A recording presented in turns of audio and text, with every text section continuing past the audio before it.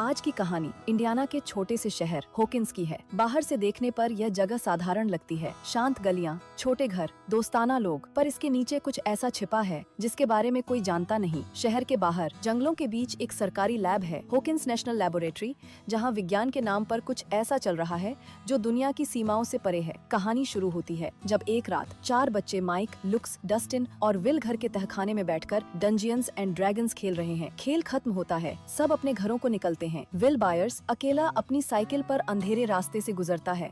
अचानक जंगल से अजीब सी आवाज आती है। पेड़ों के बीच से एक डरावनी आकृति निकलती है और पल भर में विल गायब हो जाता है। अगली सुबह जोयस बायर्स अपने बेटे को ढूंढती है, लेकिन कोई सुराग नहीं। वह पुलिस चीफ जिम होपर से मदद मांगती है। होपर शुरुआत में इसे एक सामान्य गुमशुदगी मानता है, पर जोयस की आंखों में जो डर है वह किसी और ही सच्चाई का संकेत देता है। उसी रात जंगलों में एक लड़की भागती नजर आती है, सिर पर छोटे बाल, हाथ पर टैटू 11। वह एक डिनर वेन में पहुंचती है, भूख से कांपती हुई। लेकिन जब वहां का मालिक पुलिस बुलाने की कोशिश करता है तो लड़की को पकड़े कोई और आ जाते हैं, मालिक को मार देते हैं और लड़की किसी तरह उनमें से एक को मारकर भाग जाती है। इधर माइक, लुकास और डस्टिन अपने दोस्त विल को ढूंढने निकलते हैं। बारिश और अंधेरे के बीच उन्हें वही लड़की मिलती है, डरी हुई, भीगी हुई, गुमसुम। बस उसके होंठों से एक नाम निकलता है, 11। माइक उसे घर ले आता है। धीरे धीरे बच्चों को पता चलता है कि 11 कोई साधारण लड़की नहीं, वह हॉकिंस लैब से भागी है जहां उस पर प्रयोग किए गए थे। उसके पास मानसिक शक्तियां हैं, वह चीजों को हिला सकती है, लोगों के विचार सुन सकती है। वह बताती है कि उसने एक और दुनिया देखी थी जहां सब उल्टा था, अंधकार से भरी दुनिया। वह जगह थी अपसाइड डाउन और वहीं रहता था वो राक्षस जो विल को अपने साथ खींच कर ले गया था, डेमोगोर्गन। उधर जोयस को घर में अजीब घटनाएं महसूस होने लगती हैं। दीवारों से आवाजें आती हैं, फोन बजता है और दूसरी ओर बस गड़गड़ाहट सुनाई देती है। वह समझ जाती है कि विल किसी तरह उससे बात करने की कोशिश कर रहा है। वह पूरे घर में क्रिसमस लाइट्स लगाती है ताकि विल उनसे संकेत दे सके, और एक दिन लाइट्स झिलमिलाकर दीवार पर शब्द बनाती हैं, भागो। उसी पल दीवार फटती है और डेमोगोर्गन बाहर निकल आता है। जोयस किसी तरह अपनी जान बचाकर भागती है। उधर नैन्सी, माइक की बहन, अपनी दोस्त बार्ब के साथ पार्टी में जाती है। बार्ब अकेली रह जाती है और उसी रात वो भी गायब हो जाती है। अब हॉकिंस में 2 बच्चे गायब हो चुके हैं और शहर में डर फैल चुका है। होपर जांच करते हुए हॉकिंस लैब तक पहुंचता है। वह पाता है कि वहां MK अल्ट्रा नाम का एक पुराना प्रोजेक्ट चल रहा था जहां मानसिक प्रयोगों के जरिए इंसानों की सीमाएं बढ़ाई जा रही थीं। इधर 11 बच्चों की मदद से अपसाइड डाउन में विल का पता लगाती है। होपर और जोयस लैब के भीतर जाकर उस पोर्टल का पता लगाते हैं जो उन्हें अपसाइड डाउन की दुनिया में ले जा सकता है। वे उस पोर्टल में जाते हैं और एक अंधेरी और डरावनी दुनिया पाते हैं जहाँ बेलों से लिपटे ढांचे के बीच वे विल को पाते हैं बेहोश लेकिन जिंदा। वह उसे लेकर लौट आते हैं। इसी बीच स्कूल में डॉक्टर ब्रेनर और उसके एजेंट 11 को पकड़ने पहुंचते हैं, लेकिन उसी पल डेमोगोर्गन हमला कर देता है। 11 अपनी सारी शक्ति झोंक देती है। वह राक्षस को नष्ट कर देती है, लेकिन खुद गायब हो जाती है। कुछ हफ्तों बाद शहर में शांति लौटती दिखती है। होपर जंगल में किसी को बिना बताए एग्गो वफल्स रखता है, जैसे किसी वादे को निभा रहा हो। वहीं विल अपने घर में खड़ा होता है और एक पल के लिए आईने में अपसाइड डाउन की झलक देखता है। वह खांसता है और उसके मुंह से काली कीचड़ जैसी चीज गिरती है। इस घटना के बाद कुछ महीने बीत जाते हैं। नमस्ते दोस्तों, थोड़ी सी जरूरी बात शेयर करनी है। आप में से ज्यादातर लोगों ने चैनल को सब्सक्राइब किया हुआ है, लेकिन YouTube कभी कभी हमारी नई वीडियो ठीक से पुश नहीं करता। कई बार तो सब्सक्राइबर्स तक भी नोटिफिकेशन नहीं पहुंचती, जो थोड़ा फ्रस्ट्रेटिंग हो जाता है। अगर आपको मेरा कंटेंट पसंद आता है और आप चाहते हैं कि कोई भी नई वीडियो मिस ना हो, तो बस एक छोटा सा काम कर दीजिए। सब्सक्राइब बटन के पास जो बेल आइकन है उसे दबाकर ऑल पर सेट कर दे। इससे हर नई वीडियो की नोटिफिकेशन सीधे आपके फोन पर आ जाएगी। और हाँ, अगर वीडियो पसंद आए तो इसे अपने फ्रेंड्स और फैमिली के साथ शेयर जरूर करें। आपका एक शेयर चैनल को सच में बहुत आगे ले जाता है और हमारी रीच बढ़ाने में मदद करता है। बहुत बहुत धन्यवाद। आपका सपोर्ट ही इस चैनल की असली ताकत है। विल बायर्स को अब भी अजीब सा लगता है। कभी कभी उसकी आंखों में वही अंधेरा झलकता है जो अपसाइड डाउन में था। वह अचानक ठिठक जाता है, आसमान की ओर देखता है जहां एक विशाल छाया तैर रही होती है, एक भयावह आकृति जो बादलों के पीछे फैली है। यह है माइंड फ्लेयर, अपसाइड डाउन की असली शक्ति। होपर शहर के किनारे जंगलों में छिपे एक केबिन में रहता है जहां उसके साथ अब 11 है। वह उसके लिए पिता बन चुका है। वह 11 को बाहरी दुनिया से दूर रखता है क्योंकि लैब वाले अब भी उसकी तलाश में हैं। वह स्कूल जाना चाहती है, माइक से मिलना चाहती है, पर होपर सख्त है। दोनों के बीच रिश्ते में अपनापन है, लेकिन तकरार भी बढ़ती जा रही है। शहर के दूसरी ओर हॉकिंस में एक नई अजीब घटना होती है। खेतों के बीच कद्दू अचानक सड़ने लगते हैं। उनसे दुर्गंध उठती है, जैसे जमीन के नीचे कुछ जिंदा हो। होपर जांच करता है और पाता है कि मिट्टी के नीचे काली बेलें फैल रही हैं, बिल्कुल वैसी जैसी उसने अपसाइड डाउन में देखी थी। उधर स्कूल में एक नई लड़की आती है, मैक्स मेफील्ड। वह वीडियो गेम्स में सबसे आगे, स्केटबोर्ड पर तेज और रहस्यमयी स्वभाव की है। डस्टिन और लुकास दोनों उसके दोस्त बनना चाहते हैं, जबकि माइक अब भी 11 को याद करता है। हर रात वोकी टोकी पर उसका नाम पुकारता है, पर जवाब में बस खामोशी मिलती है। इसी समय विल की हालत अब बिगड़ने लगती है। वह कहता है कि उसे अपसाइड डाउन की झलकियां दिखाई देती हैं। कभी अचानक ठंड लगती है, कभी उसकी सांसें रुक जाती हैं। जोयस उसे नए डॉक्टर सैम ओवेंस के पास ले जाती है। डॉक्टर कहता है कि यह बस मानसिक आघात है, लेकिन जोयस जानती है कि यह कुछ और है। हैलोवीन आता है। बच्चे घोस्टबस्टर्स की वेशभूषा में सड़कों पर घूमते हैं। सब हंसी मजाक में मस्त हैं, पर विल को अचानक रुक जाता है। उसकी आंखों के सामने आसमान खुलता है और माइंड फ्लेयर की छाया उसके ऊपर उतर आती है। वह भागता है, पर अंधेरा उसे निगल लेता है। अगले दिन से विल बदल जाता है। उसकी आवाज में ठंडक है। वह कहता है कि माइंड फ्लेयर उसे अब देख सकता है। वह उसे महसूस करता है। जोयस घबरा जाती है। होपर को बुलाया जाता है। दोनों समझते हैं कि विल अब सिर्फ विल नहीं रहा, वह माइंड फ्लेयर का हिस्सा बन चुका है। 11 जो अब केबिन में अकेली है, अपनी शक्तियों से बाहर की दुनिया देखने लगती है। वह माइक को देखती है, जो अब मैक्स के साथ समय बिताता है। उसे गुस्सा आता है। वह होपर से झगड़ती है और केबिन छोड़ देती है। वह अपने अतीत की तलाश में निकल पड़ती है। उधर डस्टिन अपने घर के कूड़ेदान में एक अजीब जीव पाता है। वह उसे पालता है और नाम रखता है डार्ट। शुरू में वह प्यारा लगता है, लेकिन धीरे धीरे वह बढ़ने लगता है। उसके शरीर से वही आवाजें आने लगती हैं जो कभी डेमोगोर्गन से आती थी। नैन्सी अब भी बार्ब की मौत को भूल नहीं पाई है। वह जोनाथन के साथ मिलकर हॉकिंस लैब की सच्चाई उजागर करने निकलती है। दोनों रिकॉर्डिंग करते हैं और लैब के रहस्यों को प्रेस तक पहुंचा देते हैं। होपर बेलों का पीछा करते हुए जमीन के नीचे उतरता है। वह एक अंधेरी सुरंग में पहुंचता है, जहां बेलें अपसाइड डाउन की ओर जाती हैं। उसी वक्त विल को वह सब दिखाई देता है, मानो उसका मन सीधे माइंड फ्लेयर से जुड़ा हो। डॉक्टर ओवेंस को एहसास होता है कि विल और माइंड फ्लेयर एक दूसरे से मानसिक रूप से बंधे हैं। अगर एक को चोट पहुंचे तो दूसरा भी महसूस करता है। 11 अपनी माँ के घर पहुंचती है। टेरी आइव्स अब मानसिक रूप से टूटी हुई है, लेकिन अपने मन में कुछ शब्द दोहराती रहती है। Sunflower, rainbow, 325। 11 अपनी शक्तियों से माँ की यादों में झांकती है और देखती है कि कैसे उसे हॉकिंस लैब ने अलग किया था। वह समझती है कि उसकी तरह एक और लड़की थी, काली, जो भ्रम पैदा कर सकती थी। 11 शिकागो पहुंचती है, जहां काली अपने ग्रुप के साथ रहती है। वह 11 को सिखाती है कि गुस्से से ताकत आती है।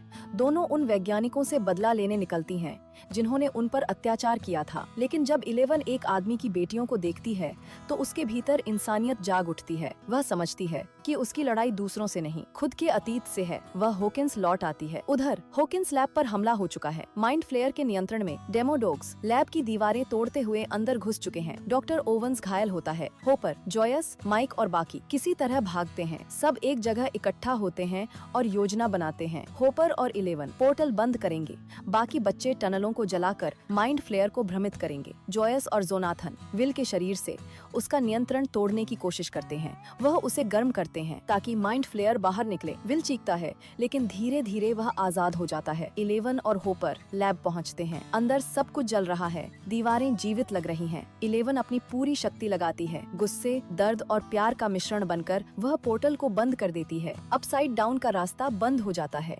बाहर सब कुछ शांत हो जाता है। कुछ हफ्तों बाद हॉकिंस में जीवन सामान्य दिखने लगता है। लैब को बंद कर दिया गया है। डॉक्टर ओवेंस 11 को नया नाम देता है जेन होपर। स्कूल में बर्फ गिर रही है। नाइट में सब बच्चे नाच रहे हैं। 11 और माइक की निगाहें मिलती हैं। एक अधूरी मुस्कान में पुराना दर्द छिपा है। विल अपने दोस्तों के बीच हंसता है, लेकिन जैसे ही कैमरा नीचे जाता है, अपसाइड डाउन की वही परछाई फिर दिखाई देती है। माइंड फ्लेयर स्कूल के ऊपर खड़ा है, अपने अगले कदम की तैयारी में।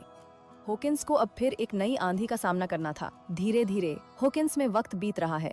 लोगों को लगा कि अब सब कुछ सामान्य है। बच्चे बड़े हो चुके हैं। शहर के बीचों बीच एक नया मॉल खुला है, स्टारकोट मॉल। चमकते हुए शोरूम, आइसक्रीम पार्लर, भीड़ और उन्हीं में छिपा हुआ एक रहस्य। लोग पुरानी दुकानों को भूलकर अब मॉल की चकाचौंध में खो गए हैं, पर किसी को अंदाजा नहीं कि इस मॉल के नीचे जमीन के अंदर अपसाइड डाउन का रास्ता फिर खुलने वाला है। स्टीव अब स्कूप्स अहोय नाम की आइसक्रीम दुकान में काम करता है। उसके साथ नई साथी रोबिन है, तेज दिमाग और तंज भरी मुस्कान वाली लड़की। दोनों का दिन बच्चों को आइसक्रीम देने और मस्ती में बीतता है, जब तक कि एक दिन डस्टिन अपने साइंस कैंप से लौट नहीं आता। वह उत्साहित होकर बताता है कि उसने कैंप में एक गर्लफ्रेंड बनाई है सुजी। कोई यकीन नहीं करता तो वह उससे संपर्क करने के लिए अपना नया रेडियो ट्रांसमीटर लगाता है, सेरेब्रो। उसी रेडियो पर उसे एक अजीब रूसी कोडेड संदेश सुनाई देता है। वह कुछ शब्द पकड़ लेता है, ऐसे शब्द जो आने वाले विनाश की आहट देते हैं। 11 का माइक के साथ उसका रिश्ता अब बढ़ने लगा है। दोनों साथ समय बिताते हैं, लेकिन होपर को यह पसंद नहीं। वह 11 को समझाने की कोशिश करता है, पर असल में उसके मन में एक डर है। वह लड़की जिसे उसने बेटी की तरह पाला अब उसकी पकड़ से दूर जा रही है। वह भीतर ही भीतर डरता है कि कहीं वह उसे फिर न खो दे। विल अब भी अपने दोस्तों के बीच अलग महसूस करता है। सब बदल चुके हैं। अब खेल, खिलौनों और पुरानी दोस्ती की जगह रिश्तों और रहस्यों ने ले ली है। लेकिन उसके भीतर कहीं गहराई में अब भी कुछ जुड़ा हुआ है, अपसाइड डाउन से। कभी कभी उसकी गर्दन पर ठंडक दौड़ जाती है, जैसे कोई अदृश्य निगाह उसे देख रही हो। नैन्सी अब हॉकिंस पोस्ट में इंटर्नशिप कर रही है। वह और जोनाथन साथ में एक रिपोर्ट पर काम करते हैं। वह एक बुजुर्ग महिला के घर पहुंचती है, मिसेज ड्रिस्कोल, जिसके घर में चूहे अजीब तरह से मर रहे हैं। वे देखते हैं कि चूहे फट रहे हैं। उनके शरीर से काला चिपचिपा द्रव निकलकर जमीन पर फैलता है, जो फिर धीरे धीरे एक जीवित रूप लेने लगता है। वह वही पदार्थ है जो माइंड फ्लेयर की शक्ति से जन्मा था। इसी बीच स्विमिंग पूल में काम करने वाला लाइफ गार्ड बिली रात को अचानक गायब हो जाता है। वह एक दुर्घटना नहीं बल्कि शिकार बन चुका है। अब माइंड फ्लेयर ने उसका शरीर अपना घर बना लिया है। बिली अब माइंड फ्लेयर का नया दूत है। वह शहर के लोगों को एक एक करके अपने नियंत्रण में लेना शुरू करता है और धीरे धीरे एक नई सेना बनाता है। जॉयस एक दिन नोटिस करती है कि उसकी दुकान के सारे चुंबक अचानक गिर गए हैं। वह समझती है कि कुछ तो गड़बड़ है। वह होपर को बुलाती है और दोनों जांच शुरू करते हैं। उनकी तलाश उन्हें एक रूसी वैज्ञानिक एलेक्सी तक ले जाती है। वह बताता है कि स्टारकोट मॉल के नीचे रूस के वैज्ञानिक एक विशाल मशीन चला रहे हैं जो अपसाइड डाउन का दरवाजा फिर से खोलने की कोशिश कर रही है। इधर डस्टिन, स्टीव, रोबिन और लुक्स की बहन एरिका उस रूसी संदेश को डिकोड करते हैं। वे गलती से एक गुप्त लिफ्ट में फंस जाते हैं जो उन्हें सीधे भूमिगत बेस में ले जाती है। वहाँ वे देखते हैं कि मशीन वाकई चालू है और ऊर्जा की तरंगे जमीन को हिला रही हैं। उधर 11 और उसके दोस्त बिली और हेदर के अजीब व्यवहार पर नजर रखते हैं। वे उसे एक सोना रूम में फंसाते हैं ताकि सच का पता लगाया जा सके। गर्मी के बीच बिली की आंखें बदल जाती हैं। उसकी आवाज में माइंड फ्लेयर की गूंज सुनाई देती है। 11 को यकीन हो जाता है खतरा लौट आया है। माइंड फ्लेयर अब शहर के कई लोगों को अपने वश में ले चुका है। उनके शरीर घुलते हैं और मिलकर एक राक्षसी रूप बनाते हैं। अब हॉकिंस के बीचों बीच एक नया जीव जन्म ले चुका है जो सीधे 11 के पीछे है। जॉयस, होपर और एलेक्सी भूमिगत बेस की ओर बढ़ते हैं। एलेक्सी बताता है कि मशीन को बंद करने के लिए 2 चाबियों की जरूरत होगी, मगर इससे पहले कि वे पहुंचे,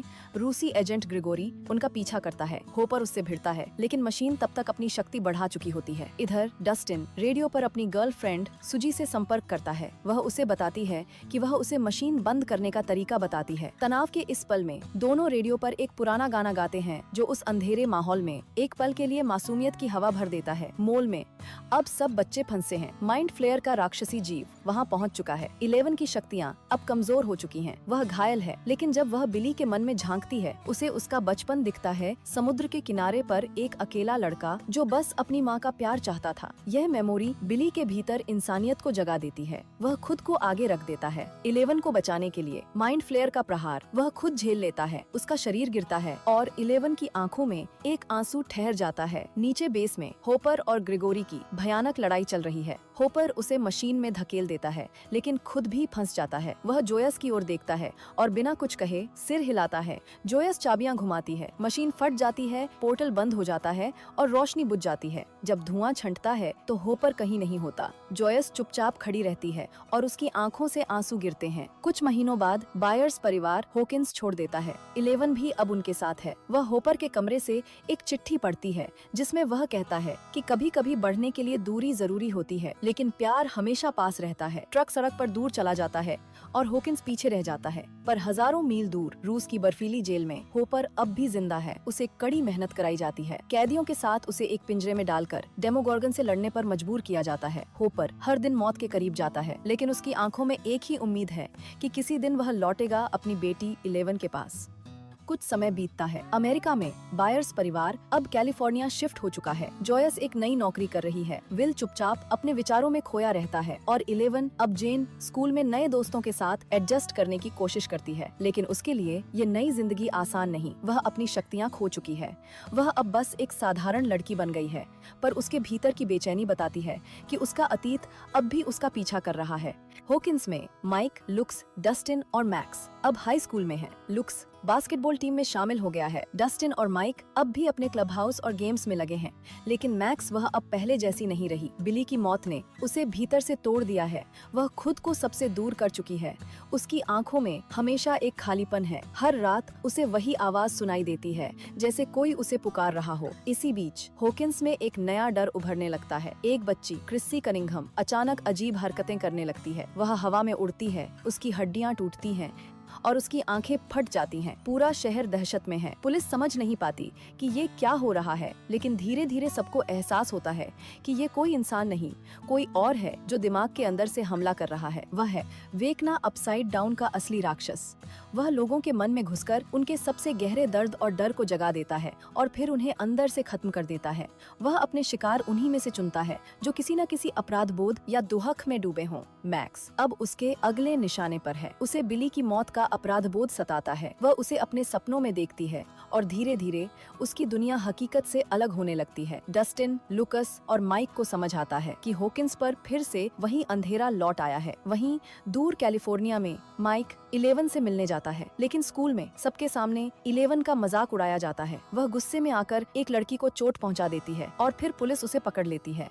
लेकिन तभी कुछ एजेंट्स आते हैं जो उसे अपने साथ ले जाते हैं। उसे बताया जाता है कि होपर जिंदा हो सकता है और उसकी शक्तियां वापस लाना जरूरी है। वह फिर से उसी प्रोग्राम का हिस्सा बनती है जहां सब शुरू हुआ था। प्रोजेक्ट में उसे पुराने दृश्य दिखाए जाते हैं। डॉक्टर ब्रेनर अब भी जिंदा है और वह कहता है कि अगर उसे अपने दोस्तों को बचाना है तो उसे अपने अतीत में झांकना होगा। धीरे धीरे 11 को याद आने लगता है लैब में हुए वो प्रयोग, दूसरे बच्चे और वो लड़का 1 यानी वेकना, जो कभी उसका दोस्त था, लेकिन वही आगे चलकर सभी लोगों को मार देता है और 11 अपनी शक्ति से उसे रोकती है। वह उसे अपसाइड डाउन की गहराइयों में धकेल देती है, जहाँ उसका शरीर विकृत होकर वेकना बन जाता है। यही वह पल था जिसने हॉकिंस पर आने वाले अंधकार की शुरुआत की थी। उधर जॉयस को रूस से एक रहस्यमयी पैकेज मिलता है जिसमें होपर के जिंदा होने का इशारा है। वह मुर्रे के साथ निकल पड़ती है और कई जोखिमों से गुजरकर रूसी जेल तक पहुंचती है। वहां होपर अब भी जिंदा है, लेकिन कमजोर। वह डेमोगोर्गन से लड़ता है और आखिरकार आजाद हो जाता है। दोनों एक दूसरे से मिलते हैं। हॉकिंस में मैक्स, जो वेकना का अगला निशाना है, धीरे धीरे उसकी पकड़ में आने लगती है। जब वह पूरी तरह हार मानने लगती है, डस्टिन और लुक्स उसे बचाने की कोशिश करते हैं। वे समझते हैं कि वेकना से बचने का एक ही तरीका है संगीत। मैक्स के कानों में उसका पसंदीदा गीत बजाया जाता है और जैसे ही धुन गूंजती है, वह उस अंधेरे से बाहर निकल आती है। वेकना की पकड़ टूट जाती है। उस पल कैट बुश का गाना रनिंग अप दैट हिल जैसे उसकी आत्मा को वापस जीवन में खींच लाता है, लेकिन यह बस एक अस्थायी जीत थी। वेकना को अब गुस्सा आ जाता है और उसकी योजना होती है कि वह 4 पोर्टल खोलकर अपसाइड डाउन की दुनिया और वास्तविक दुनिया को मिला देगा। 11 अब अपनी शक्तियाँ वापस पा चुकी है। वह माइंड स्पेस में जाकर वेकना से भिड़ती है। दूसरी ओर होपर, जोयस और मुर्रे रूस में डेमोगोर्गन से लड़ रहे हैं। डस्टिन और एड्डी हॉकिंस की टनलों में वेकना की सेना को रोकने की कोशिश करते हैं। एड्डी गिटार बजाकर राक्षसों को अपनी ओर खींचता है और उसी पल वह अपनी जान कुर्बान कर देता है।